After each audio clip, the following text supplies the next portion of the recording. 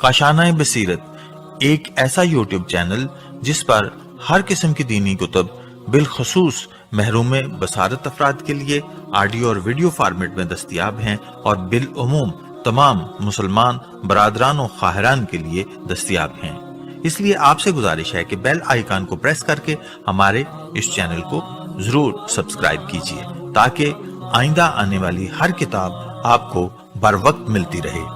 काशाना बसीरत, काशाना बसीरत, काशाना बसीरत, काशाना बसीरत। बिस्मिल्लाहिर्रहमानिर्रहीम। अस्सलाम वालेकुम सामीन, काशाने बसीरत के यूट्यूब चैनल पर मैं सीमी ज़वार, हम और आप मिलकर आजकल इस प्लेटफॉर्म से जिस किताब को पढ़ रहे हैं उसका नाम है कलाम अमीरुल मोमिनीन अलैहिस्सलाम शरह नहजुल बलागा। नहजुल बलागा तालीफ़ है आयतुल्लाह नासिर मकारिम शिराज़ी, तर्जुमा ज़ेर निगरानी मौलाना सैयद शहनशाह हुसैन नकवी, और रीडिंग का ये पार्ट नंबर 12 है। किताब के सफ़ा नंबर 122 से हम रीडिंग का आगाज़ करने जा रहे हैं। और जैसा कि आपको मालूम है कि हम खुतबा नंबर 1 को पढ़ रहे हैं और ये खुतबा कुल 15 पार्ट्स में डिवाइड करके हमें समझाया गया है। और हम पढ़ते हुए इस वक्त जो है हमने अपनी यानी लास्ट जो हमने नशिस्त में पढ़ा था खुतबा नंबर 1 का 7वां हिस्सा यानी 7th पार्ट हमने पढ़ा था, और हमने उस पार्ट की सिर्फ़ और सिर्फ तफसीर और शरह पढ़ी थी। मैं फिर देख के बता देती हूँ आपको कि हमने क्या क्या पढ़ा था। उसका हमने शरह और तफसीर पढ़ी थी, जी बिल्कुल। और अब हम उसके हवाले से पढ़ने जा रहे हैं। हेडिंग है चंद नुकात। इसमें सबसे पहले हेडिंग है, साथ में सब हेडिंग के इस मौजू पर जदीद नज़रियात। आइए पढ़ते हैं। लिखा है, आज के दानिशवर इस दुनिया की खलकत के बारे में बहुत से ख्यालात रखते हैं क्योंकि करोड़ों साल पहले कोई नहीं था जिसने इस दुनिया की खलकत का मंजर अपनी आँखों से देखा हो। लेकिन बहरहाल कुछ ऐसे करीने भी मौजूद हैं जो इन बाज़ मफरूज़ों और नज़रियात की भरपूर तायीद करते हैं, और जो ताबीरात मौला अलैहिस्सलाम के कलाम में आई हैं वो आज के मारूफ नज़रियात से मुशाबहत रखती हैं, जिनमें से कुछ ज़िक्र की जा रही हैं। मगर इसका मकसद हरगिज़ ये नहीं कि मौला अलैहिस्सलाम का फरमान और साइंसदानों के नज़रियात बिल्कुल एक हैं। अलबत्ता मुमकिन है ऐसा हो, जैसा कि ज़िक्र हुआ कि ये दुनिया शुरू में मुख्तलिफ़ किस्म की गैस का धुआं था जो कि मायात से भी मुशाबहत रखता था, और उसे कुरान के मुताबिक दुखान, अब इन्वर्टेड कॉमा में लिखा है दुखान यानी धुआं कहा गया है। और खुदावंद आलम ने इन पर 2 अजीम ताकतों को मुसल्लत किया कि जिन्हें 2 हवाओं से ताबीर किया गया है। पहली क़ुव्वत जाज़िबा जो इन गैसों को मिलाकर और जोड़ कर रखती थी और अपनी कशिश की क़ुव्वत से उसे बिखरने नहीं देती थी, और दूसरी क़ुव्वत दाफ़िया, दाल अलिफ फे एन है दाफ़िया थी, जो अपने ही गिर्द घूमकर क़ुव्वत गुरेज ब्रैकेट में लिखा है यानी मरकज़ से दूर करने की क़ुव्वत ब्रैकेट क्लोज को ईजाद करती थी और इसे बाहर की जानिब धकेलती थी। यही दूसरा तूफ़ान था जो नहायत शदीद और ताकतवर था। अगर हम ये मान लेते हैं कि इस कायनात के आगाज़ से अब तक इसमें मुख्तलिफ़ किस्म की गर्दिशें वाक़ होती रही हैं, तो ये भी मानना पड़ेगा कि ये गर्दिश कभी शदीद और कभी हल्की और मामूली भी रही होगी। ये बात भी लाजिम है कि उस माया नुमा बहने वाली चीज़ों का गैस के अंदर जो मौजें और लहरें पाई जाती थीं उनमें तरह तरह के जोश व खरोश भी ज़ाहिर होते होंगे, और कभी वो मौजें एक दूसरे पर थपेड़े की शक्ल में गिरती पड़ती भी रही होंगी। बिलाखिर जो हिस्से हल्के और कम वज़न थे जिन्हें मौला अलैहिस्सलाम के कलाम में कफ ये ब्रैकेट में लिखा झाग से ताबीर किया गया है, वो बैरूनी फ़िज़ा की जानिब फेंके गए होंगे। अब यहाँ पर ब्रैकेट में तफसील कुछ यूँ लिखी है कि याद रहे कि ज़े बेदाल ज़बद पानी के ऊपर के झाग को भी कहा जाता है, और मुश्क के अंदर की 4 दीवारी पर ज़ाहिर होने वाली चर्बी और मक्खन को भी कहा जाता है। यहाँ पर ब्रैकेट क्लोज हो गया। अब लिखा है कि इस तरह एक और गोल हरकत शुरू हुई और एक बड़ा तोदा ऊपर की फ़ज़ा में उछला, और उससे निकलने वाले हिस्सों में जिनमें ज़्यादा शिद्दत थी वो मज़ीद ऊपर और आगे से आगे के मकामात तक जा पहुँचे, और जिनमें शिद्दत कम थी वो निचले हिस्सों तक ही जाकर रुक गए। मगर वो जो ज़्यादा दूर के मकामात तक गए وہ بھی قدرت جاذبہ کی وجہ سے مکمل طور پر فرار نہ کر سکے اور ایک محفوظ چھت کی صورت اختیار کر گئے اور نچلے حصے ہلکے دباؤ والی موجیں تھیں جنہیں موجیں مکفوف میم کاف فے واو فے مکفوف سے تعبیر کیا ہے، اور اس طرح 7 آسمان کے جن کی تفصیل بحث بعد میں تفصیلی بحث آئے گی، تو 7 آسمان اس وسیع اور کھلی فضا میں ظاہر ہو گئے جن کو کھڑا رکھنے کے لیے کسی ستون اور کیل اور رسی کی ضرورت بھی نہیں پڑی، صرف یہ قوت جاذبہ اور دافع کی عادلانہ تقسیم تھی جس نے انہیں اپنے اپنے مقامات پر روکے بھی رکھا اور ان کے اپنے اپنے مرکز پر متحرک بھی رکھا۔ اس وقت پوری فضا چھوٹے بڑے کروں یعنی بریکٹ میں لکھا ہے گولوں اور انواع و اقسام کے ان ٹکڑوں سے بھری ہوئی تھی جو ان موجوں کے دباؤ اور شدت کی وجہ سے چاروں طرف پھیل گئے تھے۔ پھر بتدریج چھوٹے قطعات اور ٹکڑے قوت جاذبہ کے حکم پر بڑے کروں سے جا ملے اور یوں پوری فضا کی صفائی ہو گئی اور ستارے چمکنے لگے جو باعث زینت بن گئے، جبکہ چاند اور سورج کی روشنی گرمی اور حرارت پیدا کرنے کا باعث بنی اور ہر چیز اپنی مخصوص خط یعنی کہ اپنی مقصود سمت پر گردش کرنے لگی۔ اب آگے چلتے ہیں، لکھا ہے بعض موجود سائنسی مفروضوں اور نظریات میں سے ایک یہ ہے کہ اس دنیا کے بننے کی وجہ ایک بہت بڑا ایٹمی اندرونی دھماکہ تھا جس کی وجہ سے ہر طرف مختلف قسم کے ٹکڑے اور ذرات پھیل گئے جن سے پھر چاند، سورج، ستارے اور سیارے وغیرہ بن گئے اور مختلف کہکشائیں بن گئیں۔ البتہ کسی نے اب تک یہ معین نہیں کیا کہ یہ دھماکہ اصل میں کہاں سے ہوا تھا اور اس کے اسباب کیا تھے۔ یہ ضرور ہے کہ یہ دھماکہ گیس کے بڑے بڑے تودوں اور ٹکڑوں میں ہوا جو کہ دیکھنے میں پانی کی طرح تھے۔ اس دھماکے سے ٹکڑے فضا میں اڑے اور کہکشائیں بن گئیں۔ ممکن ہے کہ مولا علیہ السلام کے کلام کا یہ فقرہ اسی بڑے دھماکے کی طرف نشاندہی کر رہا ہو کہ تیز ہوائیں اور طوفان چلنے لگے جس کا آغاز ایک دور دراز نقطہ تھا اور اس نے پانی کو شدت سے درہم برہم کر کے اتنا پٹخا کہ اس میں سے جھاگ ظاہر ہوا۔ اور اب اگلے پیراگراف میں ہم آ گئے ہیں، لکھا ہے بہرحال ان سب وضاحتوں کا مقصد جیسا کہ پہلے عرض کیا جا چکا ہے صرف موجودہ سائنسی انکشافات اور نظریات سے تطبیق توئے بے یہ قاف تطبیق کرنا اور موازنہ کرنا ہے تاکہ ہم اس دنیا کی خلقت کو اس خطبے اور سائنسی نظریات کی روشنی میں سمجھ سکیں، اور یہ کوئی حتمی اور یقینی بات نہیں ہے۔ اچھا سامعین، اب اگلی ہیڈنگ آ گئی ہے اور اتنا مزہ آ رہا ہے اس کو پڑھنے میں، مجھے تو بہت مزہ آ رہا ہے، مجھے پتہ ہے آپ کو بھی آ رہا ہوگا کیونکہ ہم چیزوں کو انڈرسٹینڈنگ ہماری بڑھ رہی ہے۔ ہم 12 پارٹ میں آ گئے ہیں تو ہماری انڈرسٹینڈنگ بڑھنا شروع ہو گئی ہے۔ اب اگلی ہیڈنگ ہے کہ دنیا کیسے خلق ہوئی، یہ ہیڈنگ ہے اور یہاں پہ سوالیہ نشان ہے، آئیے پڑھتے ہیں۔ لکھا ہے کہ وہ پیچیدہ مسائل جن میں آج بھی تمام سائنسدان الجھے ہوئے ہیں ان میں سے ایک مسئلہ اس دنیا کی خلقت کی کیفیت کا مسئلہ ہے۔ یہ مسئلہ جو کروڑوں اربوں سال پہلے سے متعلق ہے اور شاید کسی انسان کے وہم و گمان میں بھی نہیں آ سکتا۔ اسی وجہ سے بڑے بڑے سائنسدانوں اور دانشوروں نے تمام تر مفروضوں اور خیالی نظریات کا اظہار کرنے اور دقیق ترین اور عمیق ترین مطالعات کرنے کے بعد بھی عاجزی اور ناتوانی کا اظہار کیا ہے، مگر انسان کی تجسس سے بھرپور روح اسے چپ رہنے کی اجازت نہیں دیتی۔ در حقیقت دانشوروں اور سائنسدانوں کی زبان حال یہ ہے کہ اگرچہ ہم اس موضوع کی انتہا تک نہیں پہنچ سکے مگر پھر بھی اس بارے میں کچھ شبہات اور خیالی مفروضوں کو روشن کر کے اپنی بے چین روح کو کسی حد تک سیراب کر سکتے ہیں۔ آیات و روایات میں بھی اس موضوع پر سوائے کچھ اشاروں کے اور کچھ نہیں ملتا کہ جس سے موضوع مکمل طور پر واضح ہو جائے، اور شاید اس مسئلے کا تقاضا بھی کچھ ایسا ہی ہے۔ بہرحال جو کچھ اس خطبے میں دنیا کی خلقت اور تخلیق کے بارے میں آیا ہے وہ خطبہ نمبر 211 میں بھی ہے کہ جس میں مولا فرما رہے ہیں انورٹڈ کاما کہ اس کی قدرت، جبروت اور اس کی صنعت کے بدی لطائف میں سے ایک یہ تھا کہ اس نے موجوں کی ٹھاٹے مارتے ہوئے سمندر کے پانی سے ایک جامد مخلوق بنائی اور پھر اس میں کچھ طبقے بنائے اور مل جانے کے بعد انہیں ایک دوسرے سے الگ کیا اور یوں 7 آسمانوں کو خلق فرمایا، انورٹڈ کاما کلوز ہو گیا۔ اور اب یہاں پہ اس حوالہ تھوڑا سا لکھا ہے کہ ان روایات سے مزید آگاہی کے لیے بہار الانوار جلد نمبر 3،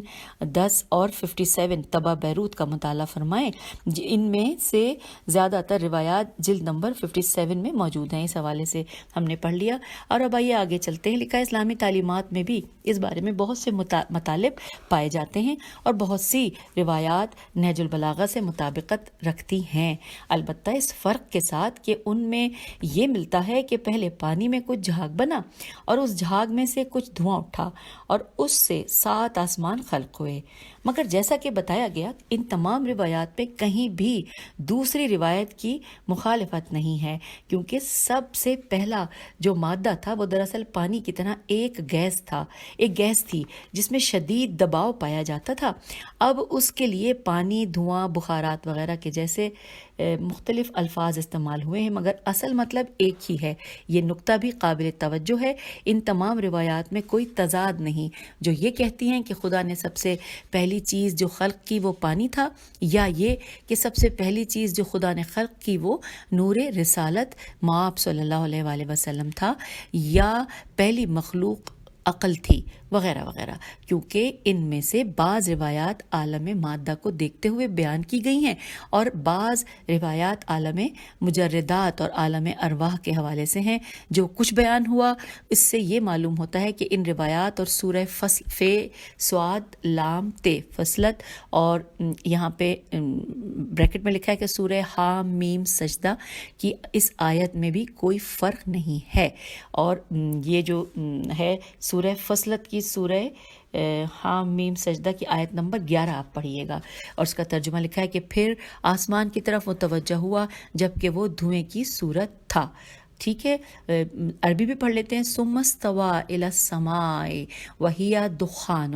اور اب آئیے اگلی ہیڈنگ کی جانب۔ لکھا ہے نزول قرآن کے دور میں تخلیق کائنات کے متعلق مفروضے، اس حوالے سے تفصیلات جانتے ہیں۔ لکھا ہے قابل ذکر بات تو یہ ہے کہ جس جگہ قرآن نازل ہوا، یا بہتر لفظوں میں یوں کہا جائے کہ جس زمانے میں قرآن نازل ہوا، تخلیق کائنات کے بارے میں اس وقت بھی 2 نظریے پائے جاتے تھے۔ ان میں سے ایک نظریہ بطلیوس بے توئے لام یہ میم واو سین بطلموس کے گروہ کا تھا، جو تقریباً 1500 سال تک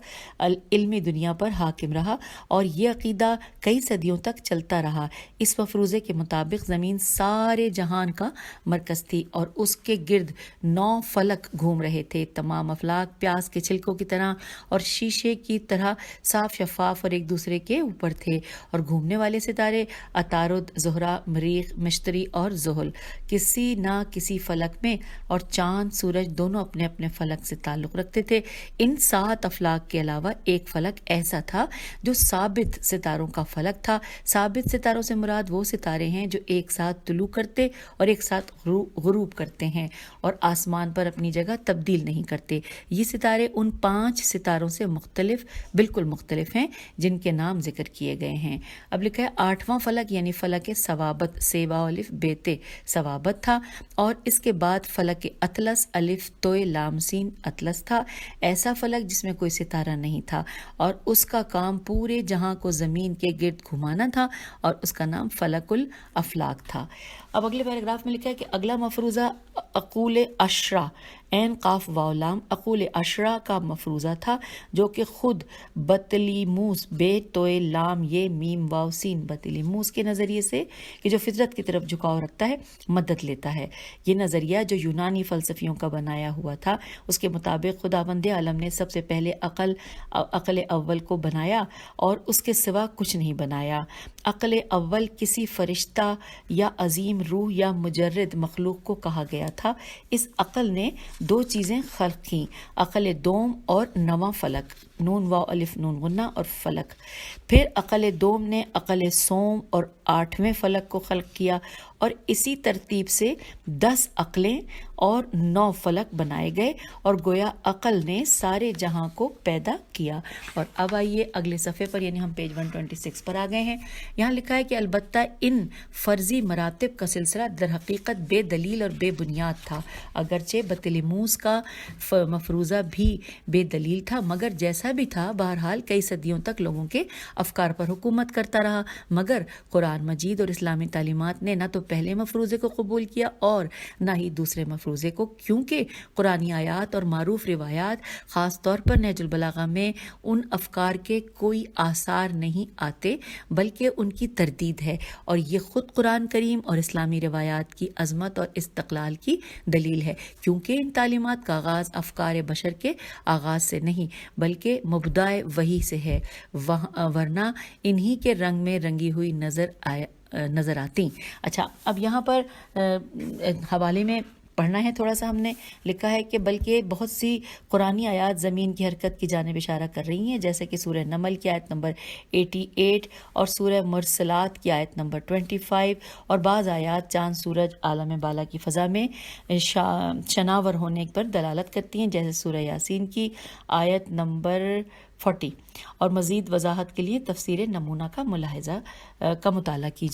لیجیے جی، ہم نے یہ پڑھ لیا۔ پھر آگے لکھا ہے کہ دنیا کی پیدائش کی کیفیت کو کلام امیر المومنین علیہ السلام میں ملاحظہ کیا، جو کہ بہت سی دیگر روایات میں بھی ملتی ہے۔ اب لکھا ہے جو کچھ قرآن میں اور روایات میں ملتا ہے وہ 7 آسمانوں کا تذکرہ ہے، نہ 9 افلاک اور نہ ہی 10 عقلوں کی بات ہے، اور رہی 7 آسمانوں کی تفصیل تو وہ آگے ذکر ہوگی۔ مگر افسوس کی بات تو یہ ہے کہ نہج البلاغہ کے بہت سے قدیم شارحین جو کہ عقول عشرہ کے مفروضے اور بطلیموس کے نظریے سے متاثر تھے، انہوں نے ان نظریات اور مفروضات باطلہ کو نہج البلاغہ کی شرح میں گھسیٹ لیا اور مولائے کائنات کے کلام کو ان نظریات سے ملانے کی کوشش کی جو کہ محض فرضی اور خیالی باتیں تھیں، اور ان کے نقل کرنے کی ضرورت بھی نہیں تھی، کیونکہ یہ ایسے مفروضے تھے کہ جن کا باطل ہونا آج ثابت ہو چکا ہے۔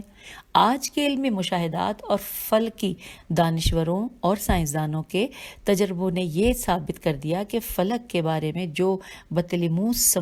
سمجھ رہا تھا موجود ہی نہیں، اور گھومنے والے اور ثابت ستاروں کی تعداد بھی ان سے کئی گنا زیادہ ہے، جیسا کہ پہلے کے لوگ سمجھتے تھے۔ خالی فضا میں تمام سیارے زمین کے گرد نہیں بلکہ سورج کے گرد گھوم رہے ہیں، اور ساتھ ہی اپنے اپنے محور کے گرد گھوم رہے ہیں، اور زمین نہ صرف یہ کہ مرکز جہاں نہیں ہے بلکہ یہ بھی اپنی ذات میں ایک چھوٹا سا سیارہ ہے جو اپنے نظام شمسی کے سیاروں میں سے ایک ہے، اور یہ نظام شمسی بھی لاکھوں کروڑوں نظاموں میں سے ایک بہت چھوٹا سا نظام ہے۔ مگر عقول عشرہ کے طرفداروں نے باوجود اس کے کہ اپنی ایک ٹانگ بطلیموس کے نظریے میں اٹکائی ہوئی ہے جو آج باطل ہو چکا ہے، بلکہ اپنی دوسری ٹانگ بعض من پسند عقلی قاعدوں میں اٹکائی ہوئی ہے، جیسے کہ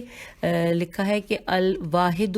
لا یصدر منہ الا الواحد کا قاعدہ، جس کی شرح کا یہ مقام نہیں ہے۔ البتہ یہ قاعدہ بھی سائنسدانوں اور دانشوروں کی اکثریت کے نزدیک دلائل کے لحاظ سے ادھورا اور کمزور ہے، لہٰذا عقول عشرہ جیسے نظریے کا اکلوتا سہارا بھی ختم ہو جاتا ہے۔ اب یہاں پر حوالہ پڑھتے ہیں، لکھا ہے تفصیلات کچھ اس حوالے سے کہ مرحوم خواجہ نصیر الدین طوسی اپنی کتاب تجرید الاعتقاد میں نظریہ عقول عشرہ پر دلائل پنجگانہ کی جانب اشارے کرتے ہوئے فرماتے ہیں کہ یہ سب نظریات غلط ہیں، اور ایک مختصر سی عبارت میں کہتے ہیں کہ اب یہاں پہ چھوٹا بہت لکھا ہے، جب حاشیے میں لکھا ہوتا ہے نا تو بہت چھوٹا ہوتا ہے، یہاں پہ پھر عربی پڑھنی تھوڑا مشکل ہوتی ہے، میں کوشش کرتی ہوں۔ لکھا ہے وَأَدِلَّةُ وُجُودِهِ مدخولت، لکھا ہے مزید وضاحت کے لیے خواجہ کے کلام اور اس کی شرح میں لکھے ہوئے علامہ ہلی کے کلام کی طرف رجوع کیجیے۔ یہ ہم نے پڑھ لیا، اور اب آئیے اگلی ہیڈنگ کی جانب۔ اگلی ہیڈنگ ہے 7 آسمانوں سے مراد کیا ہے؟ یہاں پہ سوالیہ نشان ہے اور تفصیلات ہم پڑھنے جا رہے ہیں۔ لکھا ہے 7 آسمانوں کا تذکرہ قرآن کے علاوہ اس خطبے میں یا نہج البلاغہ کے دوسرے خطبوں میں، یعنی کہ خطبہ نمبر 211 وغیرہ میں بھی آیا ہے۔ اچھا،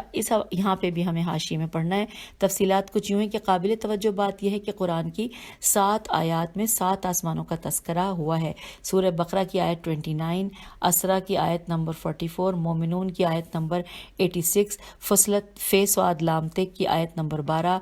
سورہ طلاق کی آیت نمبر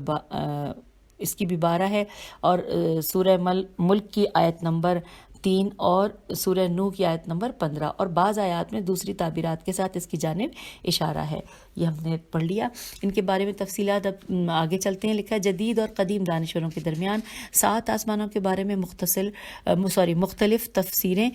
پائی جاتی ہیں جن کی وضاحت اور بحث کی یہاں پر گنجائش نہیں ہے، اور مختصر یہ کہ ان تمام تفسیروں میں سے جو سب سے زیادہ صحیح نظر آتی ہے وہ یہ کہ 7 آسمانوں سے مراد در حقیقت وہی ہے جو اس لفظ میں سے بظاہر سمجھ میں آتا ہے. آسمان سے مراد ستاروں اور کواکب کا ایک مجموعہ ہے جو اوپر کے عالم سے متعلق ہیں، اور 7 کا عدد وہی عدد ہے جو ایک معین تعداد کی نمائندگی کرتا ہے. کوئی کثرت اور مبالغہ مراد نہیں، مگر قرآن کی دوسری آیات سے یہ پتہ چلتا ہے کہ جو کچھ ہم نے ثابت اور ستارے اور کہکشائیں بنائیں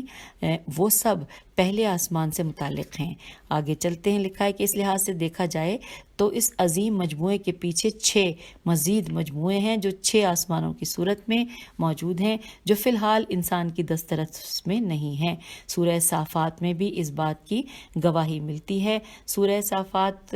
کے حوالے سے اس کا ترجمہ ہم یہاں پڑھ رہے ہیں. جو یہ آیت دی گئی ہے کہ ہم نے نچلے آسمانوں کو یا نزدیک کے آسمان کو ستاروں سے زینت بخشی، اور یہاں پر یہ سورہ صافات کی آیت نمبر 6 ہے جس کا ہم نے ترجمہ پڑھا. اور اب آگے ہم پڑھتے ہوئے پیج 128 پہ آگے لکھا ہے کہ یہی مطلب سورہ فصلت کی آیت نمبر 12 میں نظر آتا ہے، اور یہ جو آیت نمبر 12 ہے اس کا ترجمہ ہم پڑھ رہے ہیں کہ ہم نے سب سے نچلے آسمان کو ستاروں کے چراغوں سے زینت بخشی. انورٹڈ کاما کلوز ہو گیا. اور اسی طرح سے سامعین سورہ ملک کی 5ویں آیت کا ترجمہ بھی جب آپ پڑھیں گے تو وہ بھی اسی سے ملتا جلتا ہوگا، کیونکہ یہاں پہ ترجمہ لکھا نہیں ہے، صرف حوالہ دیا گیا ہے. پھر آگے لکھا ہے کہ لطف کی بات تو یہ ہے کہ علامہ مجلسی نے بھی بہار الانوار میں اس تفسیر کو ایک فکری احتمال کی بنا پر، یا دوسرے الفاظ میں یوں کہا جائے کہ آیات اور روایات سے جو کچھ انہیں ملا اس کی بنا پر ذکر کیا ہے. حوالہ ہے بہار الانوار جلد نمبر 55 صفحہ نمبر 78. پھر لکھا ہے یہ بات درست ہے کہ علمی وسائل نے اب تک ان 6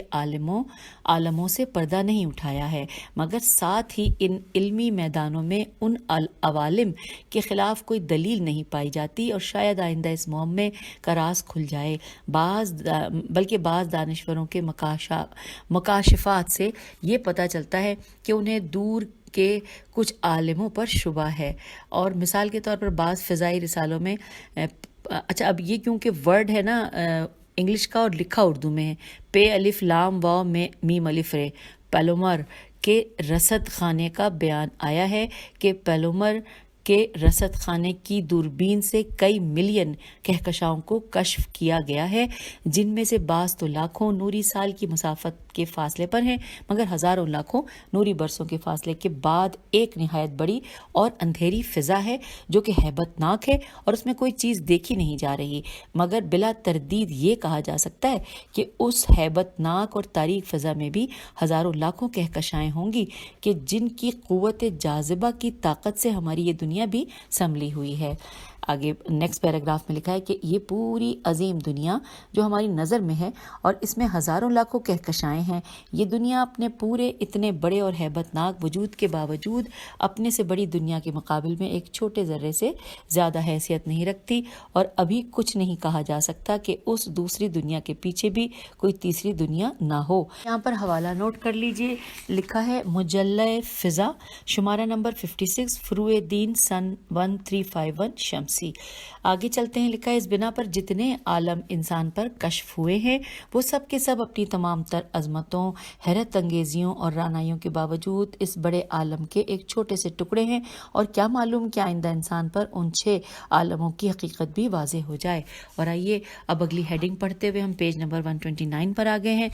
ہیڈنگ کیا ہے کہ ان امور پر حضرت علی علیہ السلام کی دسترس. آئیے جانتے ہیں. لکھا ہے قابل توجہ بات یہ ہے کہ جو تعبیرات امیر المومنین حضرت علی علیہ السلام نے اس جہان کی خلقت کے بارے میں ارشاد فرمائی ہیں وہ ہرگز کوئی نظریہ یا فرضیہ یا احتمال نہیں ہے، بلکہ پورے یقین اور قاطعیت، قاف الف توئے عین یہ تے، قاطعیت کے ساتھ کہی ہوئی ایسی حتمی باتیں ہیں جو کسی حاضر و ناظر شخص کی زبان سے کہی گئی ہیں، اور یہ اس بات کی منہ بولتی دلیل ہے کہ آپ علیہ السلام علم غیب الہی کے خزانے سے اور تعلیمات رسول خدا صلی صلی اللہ علیہ وآلہ وسلم سے وابستہ ہیں، جس کا سرچشمہ اور مبدع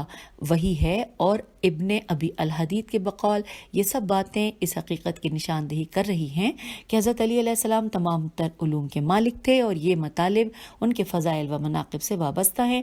اور ایسا کیوں نہ ہو، ایک مقام پر آپ علیہ السلام خود فرماتے ہیں انورٹڈ کاما کہ میں زمین کے راستوں سے زیادہ آسمان کے راستوں کو جانتا ہوں۔ اور یہاں پر حوالہ نوٹ کرنا ہے، ہم نے جب یعنی اس مولا کے کلام سے پہلے کا جو حوالہ ہے، جو بات کہی گئی، وہ ہے شرح نہج البلاغہ ابن ابی الحدید جلد نمبر 1 صفحہ نمبر 80، اور جو مولا کے کلام کے بعد لکھا ہے نہج البلاغہ خطبہ نمبر 189۔ تو سامعین، ہم نے یہاں پر مولا کے خطبے کے پہلے خطبے کا 7واں حصہ مکمل کر لیا، اس کی شرح تفسیر پہلے پڑھ لی تھی، اور ہم نے ان نکات بھی پڑھ لیے، جان لیے، اور بہت کچھ سمجھ میں آنے لگا ہے۔ میرے ذہن میں تمام الجھنیں سلجھنا شروع ہو گئی ہیں، اور مجھے امید ہے کہ جو لوگ میرے ساتھ شروع سے پڑھ رہے ہیں وہ بھی بہت ہلکا ہلکا محسوس کرنے لگے ہوں گے، اور یہی وہ منزل ہے کہ اس کے بعد ہمارے لیے بہت آسانیاں آ رہی ہیں، ہم بہت کچھ سمجھنے جا رہے ہیں۔ اور اگر آپ کو مشکل لگے تو یہاں رک کر پارٹ 1 سے دوبارہ سے پڑھ کے یہاں تک آئیے، یہ میرا آپ سے وعدہ ہے کہ پھر آپ جب یہاں پہنچیں گے، یعنی ابھی پہلے خطبے کے 7ویں حصے تک کو مکمل کریں گے، تو آپ کو سمجھ میں آنے لگے گا کہ مولا کیا فرما رہے ہیں، یا کتنی اس میں تحقیق اور کتنی اس میں باریکیاں ہیں، اور ہمیں سمجھ میں آنا شروع ہو گئی ہیں۔ الحمدللہ مولا نے ہاتھ تھام لیا ہے۔ اچھا سامعین، اب اجازت چاہتے، اب انشاءاللہ ہم نیکسٹ یعنی پارٹ 13 میں ملیں گے، اور پیج 129 پر ہی ملیں گے۔ خدا حافظ، فی امان۔